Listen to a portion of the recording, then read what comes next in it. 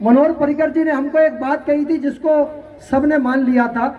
मनोहर पर्रिकर जी ने कहा था कि वन रैंक वन पेंशन लागू करना हमारी प्रायोरिटी है और कुछ एनोमलिटीज इसमें पे कमीशन की वजह से हैं, तो पहले हम वन रैंक वन पेंशन हमको लागू करने दीजिए और जो एनोमलिटीज जो भेदभाव कहीं अगर है पे कमीशन के स्तर पर है, बहुत सारी समस्या उसके माध्यम से हम हल कर सकते हैं, तो वो हम पे कमीशन के टाइम पर उसको वापस ठीक करेंगे। उसके लिए हमको थोड़ा समय दे दो।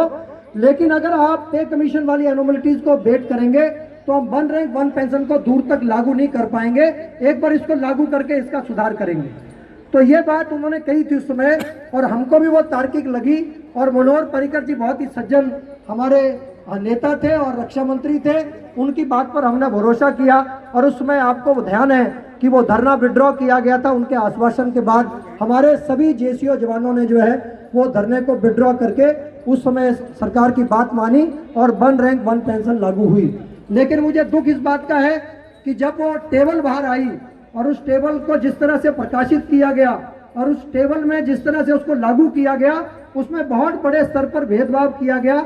वो अपने आप में दुखद था, क्योंकि उस समय मनोहर पर्रिकर जी ने जो कमिटमेंट करी थी वो पूरा करना चाहते थे। मैं बाद में उनसे मिला, लेकिन बहुत सारी जो दबाव थे उनकी वजह से वो उस समय वो लागू नहीं हो पाए। इस बात पे उन्होंने रिग्रेट भी किया था हमसे और वो बहुत अच्छे से इसको करना चाहते थे, लेकिन बाद में वो डिफेंस मिनिस्टर नहीं रहे। मैं यहाँ आपको इसलिए कहना चाहता हूँ कि वन रैंक वन पेंशन की बात हो, चाहे एमएसपी की बात हो, चाहे फैमिली पेंशन की बात हो, चाहे डिसेबिलिटी पेंशन की बात हो, ये सारी चीज़ें जो हैं जिसका यहाँ पर डिस्कशन हुआ, मैं उसकी टेक्निकलिटीज में नहीं जाऊँगा, क्योंकि वीर बहादुर सिंह ने आपको पूरे डिटेल में उसकी टेक्निकलिटीज के बारे में बताया किस किस प्रकार भेदभाव हुआ। और मुझे ऐसा लगता है कि जब जेसीओ जवानों को देने की बात आती है तो जो लोग उस समय देने के लिए जो अधिकारी बैठते हैं वो इस मानसिकता के साथ बैठते हैं कि जेसीओ जवानों का जितना काट सकते हो उसको काट लो। उनका माइंडसेट काटने का रहता है, इसलिए ये भेदभाव ज्यादा हो रहा है।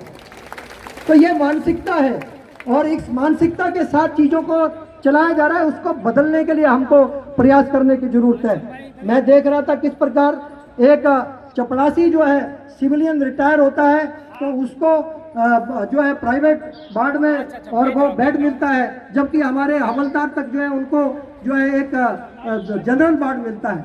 ये देश की सीमा पर लड़ने वाले, जिसके कारण देश के करोड़ों लोग शांति से रात की नींद सोते हैं, दिन का चैन लेते हैं, अपना व्यवसाय पूरे जोश के साथ करते हैं, बिना डर के करते हैं। ये जो सुख शांति और समृद्धि जो देश के अंदर है, इसमें सबसे बड़ा योगदान अगर किसी का है तो जो सीमा पर हमारे फौजी लड़ते हैं उनके साथ है।